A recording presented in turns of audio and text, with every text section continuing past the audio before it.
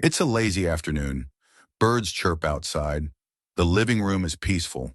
Tom is lying on a pillow, wearing sunglasses and sipping milk from a glass with a straw. Suddenly, his ears twitch.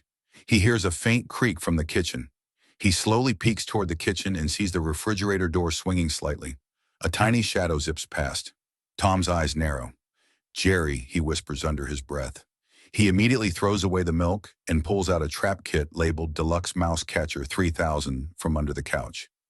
Inside the wall, Jerry is doing push-ups and flexing in front of a tiny mirror. Suddenly, his nose catches a strong scent. Cheese. His ears perk up, and his eyes turn into cheese shapes for a moment. He quickly slides on a helmet, grabs a small shopping cart, and zooms out of the hole on a skateboard. He makes a screeching stop when he sees the cheese. Golden, glowing, sitting on a fancy plate on the kitchen table. But he also notices something strange. Why is no one guarding it? From behind the curtain, Tom sets up a classic trap. He ties a thick string to a heavy iron box. Inside the box, he places the cheese and sprinkles a little pepper on it to make it extra tempting. He draws a chalk line on the floor that says, "Cheese Zone. Enter if you dare." Then he hides behind the kitchen counter, holding the string, smiling like an evil genius. Jerry stands far away, examining the setup. He scratches his head, then smirks. He runs back into his hole and returns with gadgets. A mirror, a spoon tied to a stick, a feather, and a balloon. He throws the feather near the trap. Nothing happens.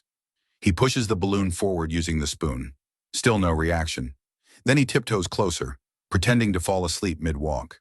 But he's secretly checking every detail. He finally pulls out a long string and hooks the cheese from a distance. Just as Jerry's pulling the cheese slowly, Tom thinks it's time. With a dramatic "ha-ha," he pulls the string to drop the box. But bam! The trap slips and falls on him instead. Jerry had replaced the real string with a dummy rope. Now Tom is stuck under the box, his tail sticking out, wagging in frustration. Jerry lifts the edge of the box slightly, waves at him, and lets it fall back. Jerry dances around the kitchen with the cheese in one hand and a flag that says "Winner" in the other. He does a backflip onto the table, sets up a picnic cloth, and begins slicing the cheese with a butter knife. He pours himself a tiny glass of apple juice and lifts a toast to freedom and flavor, and takes a big bite.